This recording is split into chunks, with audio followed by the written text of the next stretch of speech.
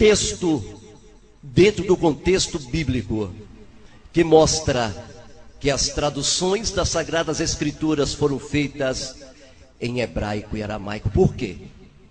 Porque os tradutores, quando eles fizeram estas traduções, eles praticaram furos de traduções que mostram que o indivíduo não dominava a língua, não tinha conhecimento técnico daquela língua.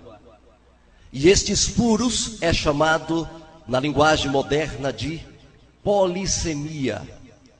E essa arte polissêmica é um afisgamento, é uma maneira de você enxergar que a linguagem jamais foi feita numa língua grega, visto que o grego, os apóstolos, eles tinham um costume, e esse costume jamais poderia ser quebrado. O nome do costume dos apóstolos era chamado, que existiu entre eles e era ensinado pela Torá oral, chamava-se halahá. E a halahá entre os apóstolos era muito forte. Para vocês entenderem o que é uma halahá, a expressão halahá em hebraico significa autoridade espiritual e autoridade doutrinal. A língua grega e a língua hebraica, ela é oposta. Por quê? Porque a língua grega, a língua hebraica, em primeiro aspecto, ela é uma língua santa, kadosh, pura. É uma língua que não tem nome de deuses contida nela. Em contrapartida, a língua grega, a maioria das palavras que você fala em grego é atribuído a nome de deuses da mitologia clássica. E jamais eu conseguiria ver um apóstolo como Shaul, não Paulo. A palavra Paulo veio de uma deidade chamada Apolo, não tem nada a ver com Paulo. O nome do homem era Shaul. E Shaul jamais falaria e escreveria em grego por causa da quebrantamento da halahá, que era autoridade doutrinal e autoridade espiritual. Ele jamais faria isso junto com todo. Isso era um pensamento global entre o Tamidim e entre todo Israel. Porque quando você fala em grego, você clama, por exemplo, uma palavra grega, a palavra graça. A palavra graça em grego era o nome de uma das filhas de Glória, que eram 3 graças. E essas 3 mulheres era filha de Zeus, que vocês hoje herdou essa etimologia da palavra Deus, de onde veio a palavra Deus. Deus está na terceira declinação do genitivo.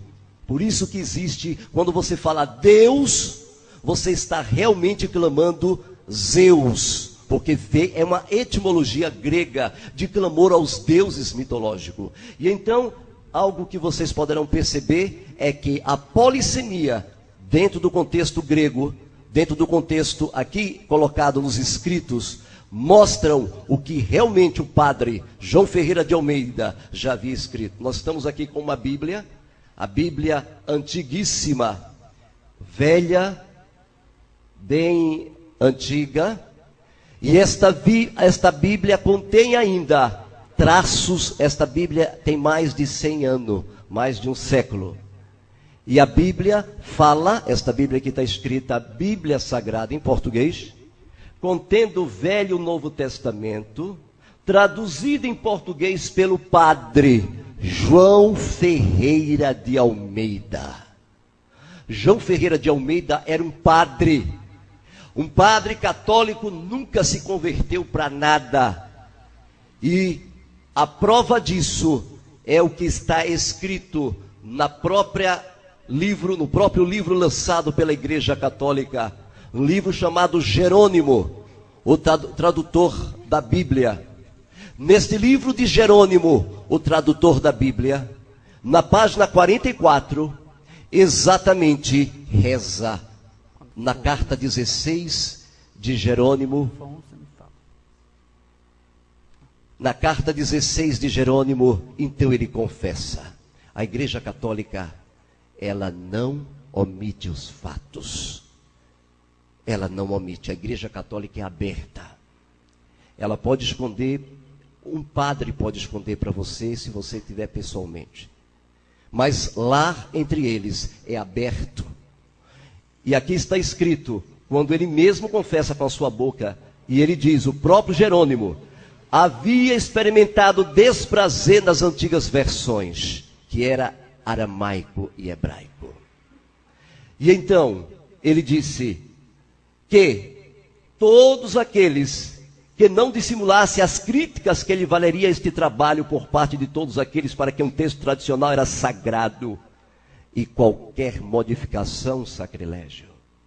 E então ele escreveu as palavras com as suas próprias letras. E ele disse, qualquer um instruído ou ignorante, quando tomar em mãos o volume e vir que a lição que ele tem o hábito de recitar não é mais a mesma, antes mesmo de engolir a sua saliva, vai me chamar de falsário. Eu que mudei a Bíblia, acrescentei e adulterei o texto sagrado. Bem, queridos, as adulterações da Bíblia, 3 minutos, as adulterações da Bíblia, depois de fazermos uma análise profunda e uma profunda busca, cavamos para conhecer aonde estes textos estão, aonde eles existem. Realmente, nós encontramos mais, não foi 52, mais de 52.000 adulterações. A Bíblia, como diz exatamente o nosso querido Armindo de Abreu, um historiador, e ele disse, a Bíblia tal qual ela é hoje, ela é um fruto de Constantino, ela foi manipulada por Constantino, e as provas estão aqui em nossas mãos. Nós temos 10 itens, e temos a polissemia, e vamos buscar texto após texto, e vocês mesmos, queridos telespectadores e queridos ouvintes, vão tirar as vossas conclusões, não pelo que eu estou falando, mas vocês vão sentir, vão julgar por vocês mesmos se eles estavam escrevendo no grego ou no hebraico e aramaico. Graças a Deus, então já houve aí, né, a resposta do nosso irmão, do professor Robespierre, e passaremos a palavra agora para o nosso irmão Azarias, com também réplica de 10 minutos. Com você a palavra. Marca também. Interessante, meus irmãos. A Bíblia realmente é o Taná, que significa Torá, tá? Navim, profeta, Torá, lei, Navim, profeta, Ketuvim, escritos. Tá? O Tanakh, tá? Realmente foi escrito em hebraico. A Bíblia diz que o hebraico ela é uma língua de Canaã, Toledemias, tá? E também chama a língua dos judeus, língua judaica. Se pegarmos a história, Canaã da linhagem de Cã, Sem, Cã e Jafé, realmente, eu não sei até que ponto Canaã é uma língua, né, celeste, porque os cananeus, que língua falava? Abraão vindo de Ur dos Caldeus, tá? Chegando em Canaã, ele trouxe uma linguagem nova para Canaã ou aprendeu língua em Canaã? A Bíblia diz que realmente o hebraico é uma língua de Canaã, ou língua dos judeus. E sabemos que o paganismo, na época, imperava em Canaã. A própria terra de Abraão, né, o Abraham, em Ur dos Caldeus, né, é uma terra de povos paganizados. Tanto é que a promessa do Eterno, sai daqui, vai para uma terra que eu vou te mostrar. Mas lá também o povo encontrava pessoas, né, paganizadas, que não serviam ao Eterno. Automaticamente sabemos então que o Tanakh foi escrito em hebraico, tá? Algumas partes em aramaico. Isso é muito parecido com o hebraico e o aramaico. Palavras bastante, né, similares. Tá?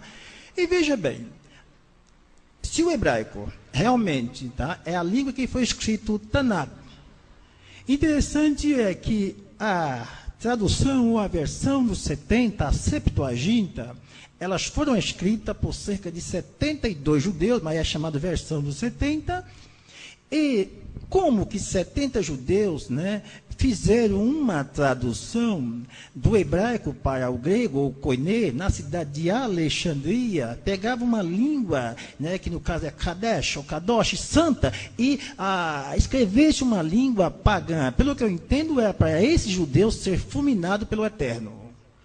Porque a língua, né, grega passou até hoje, é uma língua muito conhecida. Todos os dias nós falamos grego, cardiologia, né, ginecologia, oftalmologia, é palavra grega. Então essa língua predominou de cerca de 600 anos. E o koiné, língua comum para o povo da época, é como se fosse o inglês hoje, uma língua que o mundo falava, o grego. Então, muito me admira os sacerdotes, né, os sacerdotes judeus, fazer essa tradução. Mas a Bíblia, alguém a traduziu, alguém a verteu em outro idioma.